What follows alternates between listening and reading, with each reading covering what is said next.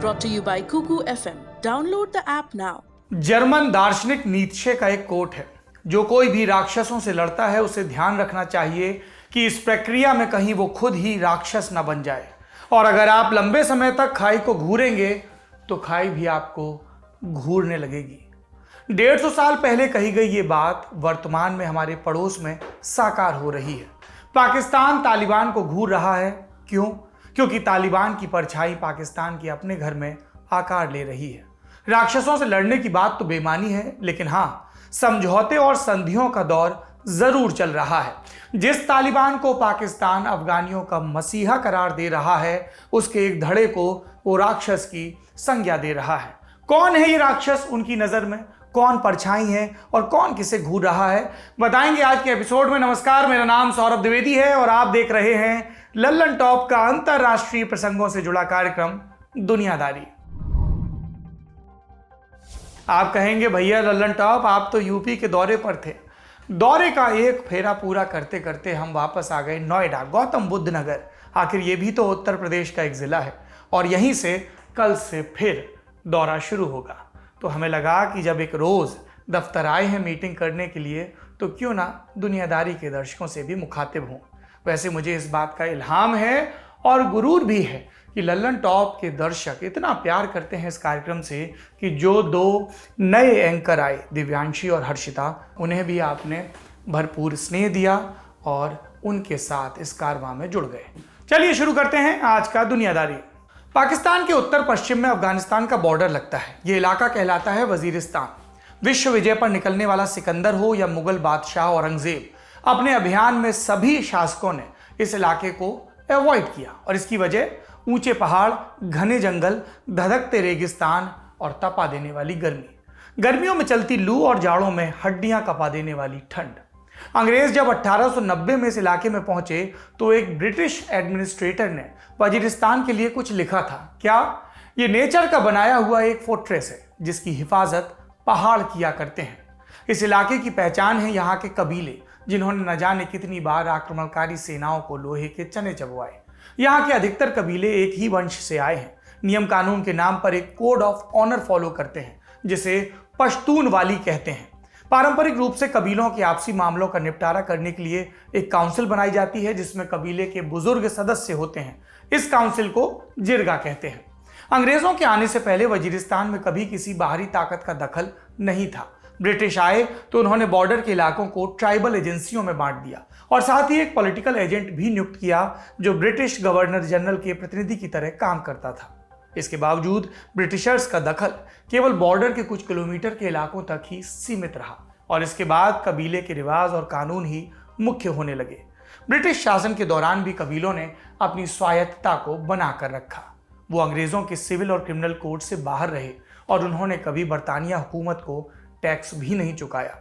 British India के viceroy रहे Lord Curzon ने इस इलाके के लिए एक एंट्री की थी। क्या लिखा था? वजीरिस्तान में शासन की सारी कोशिशें नाकाम हैं। हमने ब्लॉकेट लगाए, रिश्वत दी, डराने धमकाने से काम लेना चाहा, लेकिन जब तक पूरे वजीरिस्तान पर मिलिट्री का स्टीम रोलर नहीं चलेगा, तब तक इस समस्या का कोई हल नहीं हो सकता और इसके बिना वहां कभी शांति भी नहीं आ सकती। हम जानते हैं कि शांति आई हो ना आई हो, लेकिन अंग्रेजों के जाने का वक्त आया। 1947 में भारत का साथ में बंटवारा हुआ और वजीरिस्तान का इलाका पाकिस्तान के हिस्से में आया। मोहम्मद अली जिन्ना ने इस इलाके में अंग्रेजों का बनाया सिस्टम लागू रखा। तब भी एक पॉलिटिकल एजेंट नियुक्त किया गया, जो पाकिस्तान की सरकार की तरफ से कबीलाई नेताओं से डील किया करता था। लेकिन जिन्ना ने वजीरिस्तान से सेना को पीछे हटा लिया। पॉलिटिकल ऑब्जर्वर्स ने कहा कि ये एक सूझबूझ भरा फैसला था, क्योंकि नया नया आज़ाद हुआ पाकिस्तान आंतरिक लड़ाई का जोखिम मोल नहीं ले सकता था, खासतौर पर तब जब उसे कश्मीर में मोर्चा खोलना था। जिन्ना ने इन कबीलों की काउंसिल और इसके प्रधान से यानी जिरगा से मुलाकात की और उन्हें आश्वासन दिया कि पाकिस्तान कबीलों के आंतरिक मसलों में हस्तक्षेप नहीं करेगा। इसके चलते न कभी पाकिस्तान ने हस्तक्षेप किया और न ही कबीलों के मसले वजीरिस्तान से बाहर आए। लेकिन साल 2001 आते आते ये हालात, ये स्थिति बदल गई। इस बरस अमेरिका अफगानिस्तान में दाखिल हुआ। उसने तालिबान के आतंकवादियों पर हमला किया। ये आतंकवादी बॉर्डर पार कर वजीरिस्तान के इलाके में घुस गए। पहाड़ी इलाका होने के चलते यहाँ उन्हें छुपने की बढ़िया जगह भी मिली। ये देखते हुए अमेरिका ने पाकिस्तान पर प्रेशर डाला कि वो अपने इलाके में मौजूद आतंकवादियों पर कार्रवाई करे। नतीजतन आंतरिक मसलों से घिरे मुशर्रफ को एक ओपनिंग दिखी कि इसके बहाने दुनिया में रसूख बढ़ेगा, अमेरिका जैसा एलाई मिलेगा, और तब उन्होंने पाकिस्तान की सेना को वजीरिस्तान में भेजा। टीवी पर भाषण देते हुए मुशर्रफ ने कहा कि वजीरिस्तान में अल-कायदा की सीनियर लीडरशिप पनाह लिए हुए है और इस पर हम नियंत्रण करेंगे। साल 2004 में पाकिस्तान की सेना ने पूरे वजीरिस्तान पर धावा बोला और कबीलाई इलाकों पर सेना का कब्जा हो गया। लेकिन कुछ ही महीनों में कठिन इलाके और कड़े प्रतिरोध का सामना करते हुए सेना वजीरिस्तान में फंस गई और उसकी स्थिति खराब होते देख जल्दबाजी में कुछ शांति समझौते पाकिस्तान की सरकार को करने पड़े। लेकिन तब तक आग भड़क चुकी थी और इसमें घी डालने का काम किया 2007 की एक घटना ने। हुआ यूं कि जून 2007 में इस्लामाबाद स्थित लाल मस्जिद पर स्टूडेंट्स ने कब्जा कर लिया। क्या ये सिर्फ स्टूडेंट थे? ये दरअसल मस्जिद के अंदर एक शरिया अदालत स्थापित कर चुके थे, जहां पर वो ऐसे लोगों को पकड़ कर लाते थे जो उनके हिसाब से इस्लाम के मुताबिक नहीं चल रहे थे। इन लोगों में पुलिस वाले भी शामिल थे, यानी ये कट्टरपंथी जमात थी।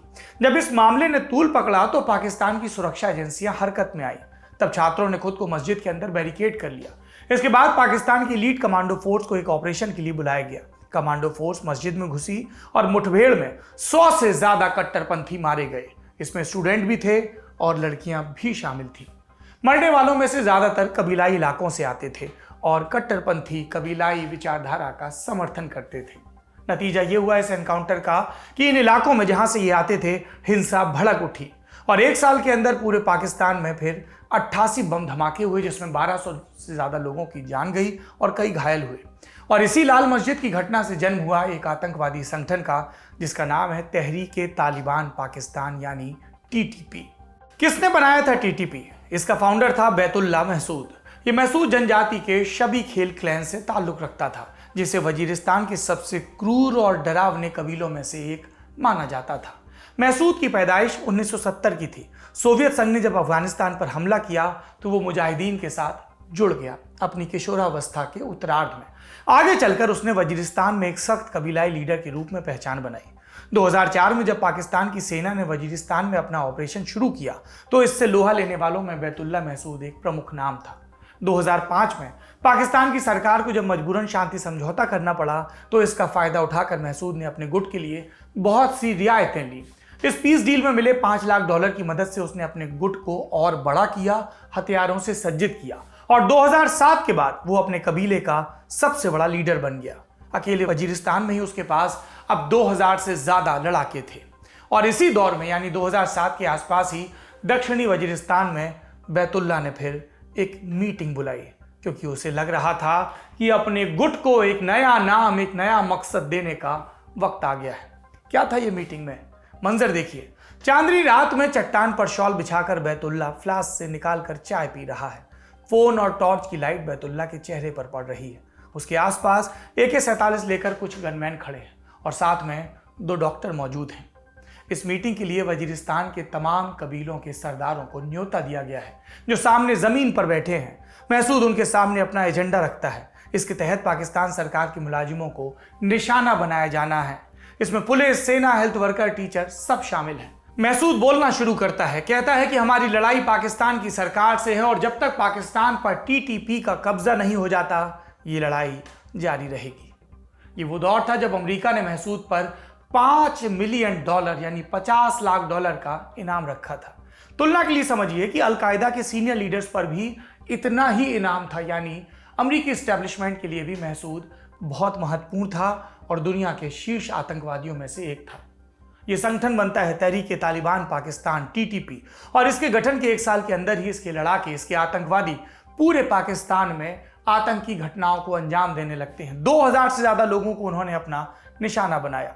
इस संगठन में रिक्रूट कैसे किया जाता था आतंकवादियों को? गरीब परिवारों के लड़कों को इनमें शामिल करने के लिए कभी धर्म का, कभी पैसे और मदद का प्रलोभन दिया जाता था। महसूद का दाहिना हाथ होता था करी हुसैन। वो इससे पहले सिपा सहाबा का हिस्सा हुआ करता था। ये भी एक कट्टरपंथी संगठन था जो शियाओं को निशाना बनाने के लिए कुख्यात था। जब टीटीपी बना तो महसूद ने उसे अपने साथ ले लिया रिक्रूटमेंट के लिए।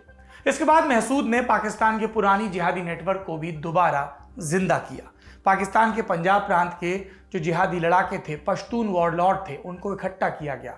इसके अलावा उसने अमेरिका से छुप रहे और भाग रहे अलकायदा के भगोड़े आतंकवादियों को भी अपने गुट में शामिल किया, पनाह दी। और कुछ ही वक्त में वो पैसे और काडर के दम पर इतना शक्तिशाली हो गया कि उसके एक इशारे पर पाकिस्तान के किसी भी हिस्से में हिंसा भड़क सकती थी। इसके बाद टीटीपी ने ट्राइबल बेल्ट और खासतौर पर नॉर्थ वेस्ट फ्रंटियर प्रोविंस के बड़े इलाके पर अघोषित रूप से कब्जा कर लिया। फिदायीन हमले करना, सर कलम करना और किडनैपिंग, ये उसके सिग्नेचर टैक्टिक बन गए। फिर 2009 में एक दिन आया और बैतुल्ला मारा गया, एक ड्रोन हमले में मारा गया। इसके बाद तहरीके तालिबान पाकिस्तान यानी कि टीटीपी अलग अलग गुटों में बंट गया। 2014 में एक बार फिर खबरें आईं कि ये नए सिरे से मजबूत हो रहा है, अपने गुटों को एकजुट करके एक नया फ्रंट बना रहा है। लेकिन उस वक्त अफगानिस्तान में तालिबान हाशिए पर था, इसलिए कोई टैक्टिकल सपोर्ट नहीं मिल पा रहा था बगल से। अब मसला ये कि आज के दिन हम इस संगठन की, इस आतंकवादी संगठन की बात, इसके इतिहास की बात क्यों कर रहे हैं? इसलिए कि पाकिस्तान जहां अफगानिस्तान में तालिबान की जीत से उत्साहित है, वहीं तहरीके तालिबान पाकिस्तान एक बार फिर से पाकिस्तान के एस्टेब्लिशमेंट की जड़ें खोदने के लिए तैयार हो रहा है। 15 अगस्त के दिन तालिबान ने अफगानिस्तान में काबुल पर कब्जा किया और उसके बाद से पाकिस्तान के सभी राजनीतिक धड़े उसके सपोर्ट में स्वर मिलाने लगे, जबकि ये कुख्यात हैं या विख्यात हैं आपसी मतभेदों के लिए। इस दौरान पाकिस्तान के प्रधानमंत्री इमरान खान ने तो यहां तक कह दिया कि अफगानियों ने गुलामी की जंजीरें तोड़ दी। मिलिट्री हाईकमान के लिए भी जरूरी था कि वो अपनी निष्ठा और मौजूदगी दर्ज कराए। इसलिए आधा दर्जन रिटायर्ड आर्मी जनरलों ने भी पब्लिकली तालिबान की जीत का जश्न मना दिया। इमरान का बयान साफ जाहिर कर रहा था कि पाकिस्तान अमेरिकी गुट से निकलकर अब चीन के पाले में जा चुका है। चीन ने भी तालिबान को समर्थन दे दिया था। ऐसे में तालिबान की जीत में पाकिस्तान को अपनी जीत और संभावनाएं दिख रही थी भारत के मुकाबले। लेकिन सब कुछ इतना हंकी डोरी नहीं जितना दिख रहा था। एक गुट है जिसकी आतिशबाजियों की आवाज पाकिस्तान के पावर कॉरिडोर के कानों में चुभ रही है, और ये पाकिस्तान का अपना धार्मिक कट्टरपंथी गुट है जो तालिबान की जीत से उत्साहित होकर अब पाकिस्तान की सरकार के लिए नई चुनौतियां पेश कर रहा है। उसे लग रहा है कि जैसे अफगानिस्तान में तालिबान का कब्जा हो सकता है, वैसे ही पाकिस्तान में भी पाकिस्तान के तालिबान का कब्जा हो सकता है। ऐसे में पाकिस्तान की हार्डलाइन वाली पार्टियों में भी नए सिरे से सुगबुगाहट हो रही है। उन्हें लग रहा है कि पाकिस्तान को भी फंडामेंटलिस्ट इस्लाम की तस्वीर में ढाला जा सकता है। और ये सब जब हो रहा है, तब प्रेक्षकों का क्या कहना है? पाकिस्तान के या अमेरिका के अधिकारी रहे लोगों का मानना है कि ये गुट पाकिस्तानी मिलिट्री एस्टेब्लिशमेंट के लिए नया सरदर्द बन सकता है। इसका एक उदाहरण देखिए। कराची में इमरान खान के विरोधी मौलाना फजलुर रहमान ने तालिबान की जीत का हवाला दिया और अपने ही मुल्क की सरकार को उखाड़ फेंकने का दावा किया। पिछले हफ्ते एक और ऐसा ही वाकया हुआ जब कट्टरपंथी नेता मौलाना हमीद उल हक ने अपने फॉलोअर्स को एक संदेश जारी किया। क्या था ये संदेश? तालिबान ने पूरे अफगानिस्तान में शांति और सुरक्षा कायम की है।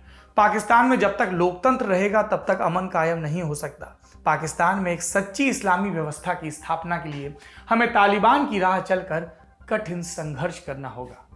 गौर करिए, इसी मौलाना हमीद उल हक को कई तालिबानी लीडर अपना गुरु मानते हैं। इस्लामाबाद में Pakistan institute for piece studies के डायरेक्टर हैं मोहम्मद अमीर राना। उन्होंने इस पूरे घटनाक्रम पर एक वक्तव्य दिया। उनका कहना है कि तालिबान की जीत के पाकिस्तान पर दूरगामी असर होंगे। मीडिया ने उनसे एक सवाल पूछा तो जवाब था उनका कि तालिबान के सत्ता में आने से पाकिस्तान विरोधी आतंकवादी समूहों का हौसला बढ़ेगा। पर बात यहीं खत्म नहीं होती। देश में नैरेटिव को लेकर एक नई लड़ाई शुरू हो सकती है जो स्टेट और सोसाइटी में धर्म की भूमिका पर चल रही बहस को पूरी तरह बदल कर रख देगी। राना का मानना है कि पाकिस्तानी कट्टरपंथियों में एक नई सोच घर कर रही है। वो ये कि अगर अफगानिस्तान में इस्लामिक रूल आ सकता है तो पाकिस्तान में क्यों नहीं। पाकिस्तान हमेशा तालिबान को समर्थन देता आया है। ऐसे में सवाल उठता है कि वो अपने देश में उठती इन शरिया की आवाज़ों को, कट्टरपंथी आवाज़ों को कैसे दबाएगा। धार्मिक गुट आए दिन विभिन्न मसलों को लेकर हंगामा करते हैं। छोटे मोटे एक्शन के अलावा उन पर कोई बड़ी कार्रवाई नहीं होती और इसकी वजह पाकिस्तान में कट्टरपंथियों की लगातार बढ़ती तादाद और सेना का एक गुट जो अपने हितों के लिए इनका समर्थन करता है। जैसे ही कभी किसी बड़े धार्मिक लीडर पर एक्शन लिया जाता है, पाकिस्तान में दंगे हो जाते हैं। तो तालिबान की जीत से अगर सबसे बड़ा पुश किसी को मिला है तो पाकिस्तान के कट्टरपंथियों को, पाकिस्तान के तालिबान को, तहरीके तालिबान पाकिस्तान को मिला है। पिछले रविवार को टीटीपी ने उत्तरी पाकिस्तान में एक फिदायीन हमले को अंजाम दिया। 3 पाकिस्तानी सैनिक मारे गए, 20 घायल हुए और लोगों ने कहा यह तो टीजर भी नहीं है। इस पूरे मसले पर पाकिस्तान की सेनेट और उसकी जो डिफेंस कमेटी है उसके चेयरमैन मुशाहिद हुसैन सैयद, उनका बयान आया। बोले कि हम तालिबान के मसले पर इस्टेब्लिशमेंट को आगाह कर चुके हैं। जब हम अफगानिस्तान में तालिबान को समर्थन देते हैं तो हमें ये शर्त रखनी चाहिए कि ये तालिबान पाकिस्तानी तालिबान को पनाह नहीं देगा। पर सच्चाई क्या है? तालिबान के टीटीपी से पुराने रिश्ते हैं। 2007 में जब बैतुल्ला मसूद और राइवल लीडर्स के बीच तनातनी हुई तो तालिबान के सर्वेसर्वा मुल्ला उमर ने उनमें आपसी समझौता करवाया था। टीटीपी पर यूएन सिक्योरिटी काउंसिल की भी नज़र है। इसके मुताबिक टीटीपी के 6000 लड़ाके आतंकवादी अफगानिस्तान में पनाह लिए हैं। अब इससे भी स्पष्ट हो जाता है कि टीटीपी और तालिबान के रिश्ते कैसे हैं। तो जाहिर सी बात है कि जब तालिबान सत्ता में आ गया है तो वो टीटीपी के लड़ाकों को नए सिरे से रसद और सपोर्ट मुहैया कराएगा और जो जेल में बंद थे अफगान शासन के दौरान, सिविल गवर्नमेंट के दौरान, उन्हें भी रिहा करेगा। वैसे टीटीपी के मुद्दे पर तालिबान ने एक आधिकारिक बयान भी दिया है पाकिस्तान को। कहा है कि हम टीटीपी सदस्यों को पाकिस्तान को नहीं सौंपेंगे, उन पर पाकिस्तानी सरकार के साथ शांति वार्ता के लिए दबाव जरूर बनाएंगे। लेकिन टीटीपी को लेकर तालिबान के पास भी ज़्यादा लेवरेज नहीं है। अगर वो तहरीके तालिबान पाकिस्तान पर ज़्यादा दबाव बनाएगा तो टीटीपी के commander Islamic state Khurasan ISKP में शामिल हो सकते हैं और अगर ISKP मजबूत हुआ तो फिर तालिबान का पलड़ा हल्का हो सकता है। ये ISKP ही है जिसने तालिबान के हुकूमत स्थापित होने के कुछ ही दिनों के अंदर काबुल के हवाई अड्डे पर हमला किया था। तालिबान के साथ उनकी पुरानी अदावत, यानी दो आतंकवादी गुट हैं जो एक दूसरे को कम इस्लामिक साबित करके हल्का बता रहे हैं और हमला कर रहे हैं। हमने आपको बताया था 2009 में कैसे ड्रोन अटैक में बैतुल्ला मारा गया, उसके बाद टीटीपी बिखरा था, ये भी बताया। अब 2019 से खबरें आने लगी कि अमेरिका पाकिस्तान से लौट जाएगा और इसके बाद अफगानिस्तान पर तालिबान का कब्जा भी एक फॉरगॉन कंक्लूजन माना जाने लगा और तब टीटीपी को भी लगा कि वो दोबारा अपनी शक्ति एकजुट कर सकता है और तब उसने अपने आप को नए सिरे से मजबूत करना शुरू किया। कितना मजबूत किया? जुलाई 2020 से लेकर अब तक 9 आतंकवादी संगठनों का टीटीपी में विलय हो चुका है और ये सब हुआ है नूर वली महसूद की लीडरशिप में। नूर वली के मुल्ला बरादर से भी, यानी तालिबान के मुखिया से भी पुराने संबंध हैं। बताया जाता है कि मुल्ला बरादर के आग्रह पर ही टीटीपी के गुटों में समझौता हुआ। अब क्या कर रहा है नूर वली? अपना संगठन मजबूत करने के बाद पाकिस्तान में कमबैक की तैयारी। उसका इरादा है टीटीपी के परचम तले पाकिस्तान की सत्ता पर कब्जा करना।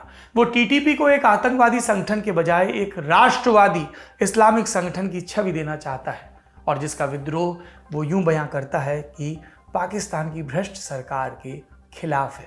उसका कहना है कि हम पाकिस्तान की स्टेट को उखाड़ फेंकेंगे और एक इस्लामिक नियम कानूनों वाला नया हुकूमत, नया रिजीम स्टैब्लिश करेंगे। और इसीलिए तालिबान की जीत पर इमरान खान कितनी भी बदतेसी निपोड़ ले, इसके पीछे उनकी नर्वसनेस छिपाए नहीं छिप रही। पाकिस्तान की विदेश नीति का अब तक एक ही एंगल रहा है, भारत का विरोध। उसे लगा कि तालिबान के जीतने के बाद भारत घिर जाएगा। चीन से उसकी दोस्ती पहले ही पक्की थी और तालिबान की जीत सोने पर सुहागा। लेकिन तालिबान की आड़ में टीटीपी पाकिस्तान के लिए नया सरदर्द पैदा करने की तैयारी में है और पाकिस्तान जैसे अपने ही घर में पनपते खतरे से नावाकिफ। तो दुनियादारी के इस एपिसोड से पाकिस्तान और पाकिस्तानी तालिबान के प्रसंग से हम क्या सीख रहे हैं? ये कि हमें अपने घर की बुनियाद मजबूत रखनी होगी। किसी भी किस्म के धार्मिक कट्टरपंथियों को मेन स्ट्रीम में कोई भी जगह नहीं देनी होगी, क्योंकि भारत पाकिस्तान नहीं है। भारत को दुनिया का सबसे शानदार मुल्क बनना है, जहाँ का हर नागरिक पूरी गरिमा के साथ जिए और पूरी जिम्मेदारी के साथ देश की तरक्की में हिस्सेदारी करे।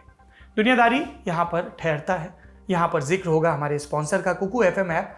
इस ऐप पर आप ढेरों किताबें पढ़ सकते हैं ऑडियो बुक की शक्ल में अलग अलग विषयों पर। हमारे दर्शकों के लिए इस ऐप पर LT20 का खास ऑफर भी है। LT मतलब लल्लन टॉप। अगर आप LT20 कोड ऐड करते हैं तो आपको प्रीमियम सब्सक्रिप्शन पे 20% की छूट भी मिलेगी। डिस्क्रिप्शन बॉक्स में आपको बाकी जानकारी मिल जाएगी। आज की दुनियादारी में इतना ही। अपना और अपनों का ख्याल रखिए। यूपी की यात्रा के उस पार या बीच में भी कभी आपसे यूं ही मुलाकात होती रहेगी। शुक्रिया, शुभ रात्रि।